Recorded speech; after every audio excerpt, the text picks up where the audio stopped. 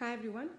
I'm going to be doing ginger garlic paste, but this is going to be slightly different because I'm going to add some raw mangoes to this. The first layer is 1/4 cup of oil. I'm actually using CPF drained oil here, that's why it's in this color. So it's 1/4 cup.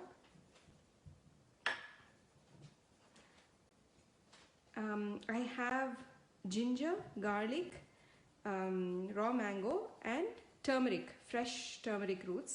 I'm just going to add all of them, okay? I'll tell you the quantities in a little bit. Just going to add everything. It doesn't matter that they're getting mixed because I'm going to grind all of it together anyway. So just show it to you.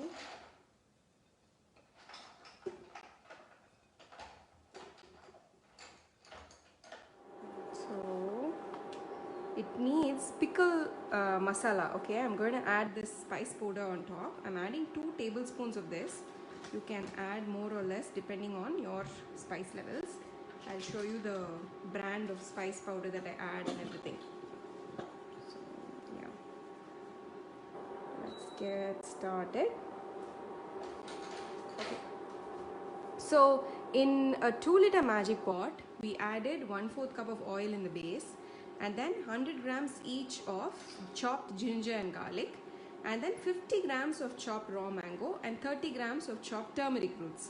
I'm using turmeric roots because I have fresh turmeric roots and I thought it would be a good addition to this one. You can add like turmeric powder instead or just omit. You can add that in your dish as well. So I am also adding 2 tablespoons of pickle masala. This is the brand of pickle masala that I'm using. Okay, mango pickle masala. This just has like red chilies, turmeric and fenugreek seeds powdered. So if you want to mimic this taste and you don't want to use a store-bought powder, you can just add red chili powder and fenugreek powder along with turmeric powder. Totally up to you. Or if you want, you can just do red chili powder, or you can omit this powder itself, make the base without any spice powders, and then add that in your dish in whatever way you prefer. Okay, so we're going to cook this on high for 4 whistles or 5 minutes, and then we'll release pressure. We'll let this cool and then grind it into a paste and then store. Okay, you can optionally add salt also along with the pickle masala. That kind of increases the shelf life a little bit. Okay, for replacements, vary the ratio according to your choice. If you prefer more garlic or more ginger in your ginger garlic paste, you can vary the ratio. I've taken equal quantities. You can just feel free to vary it. And if you want like a more mango punch, increase the quantity of mango as well. Like the spice powder, you can change yours with your choice of spice powder. Like if you typically use only red chilies, or you always use dhania powder, you can add that here and then you don't have to add it in your dish later. Then turmeric root, you can change with turmeric powder, and you can add more oil because you're going to store this and it's more like a pickle, so you can actually add more oil. Okay, now the tips is let this cool fully before you grind.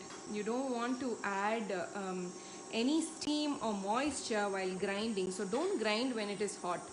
Just make sure it's fully cool and then dry it, because you want to make sure that there is no moisture or lot of moisture left in the dish, because you're going to store this for longer. And please store this refrigerated because we are not removing all the moisture from this. So please store this refrigerated. It extends the shelf life. So like I was saying, this is a recipe that my friend told me about.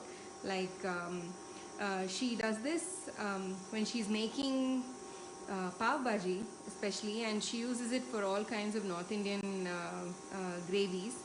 It's like adding a little bit of amchur powder to the dish, and I think it elevates this because of the pickle masala, which has a little bit of fenugreek in it. So I think it's that combination, and it makes it taste great. We tried it out and we really liked it. So because I'm adding the pickle masala, which has a lot of red chilies, I do not add, that's our first whistle.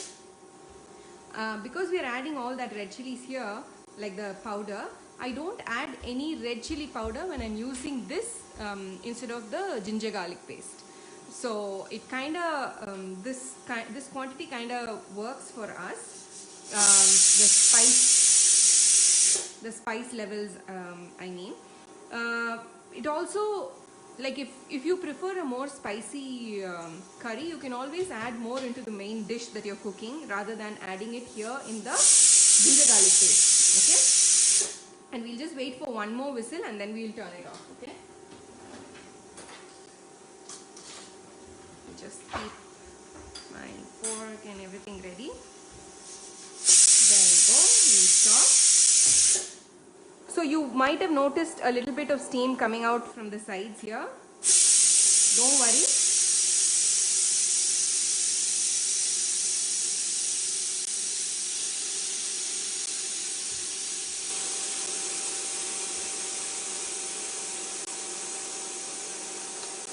Do not worry, that's just a safety feature. It's just that the pot is getting overheated and it's like adjusting the pressure.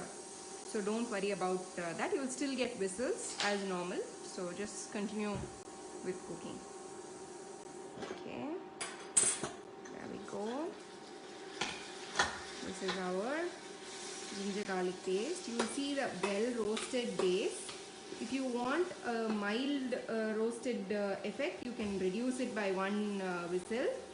This is like really beautifully caramelized, and this looks like a pickle, right? You can actually serve this as a pickle if you like the ginger garlic. It's very pungent and very yeah. So if you feel like it, you can probably use this as a pickle itself. But as I said, you can see this one. That's caramelization for the garlic, especially when you chop garlic, it kind of caramelizes faster.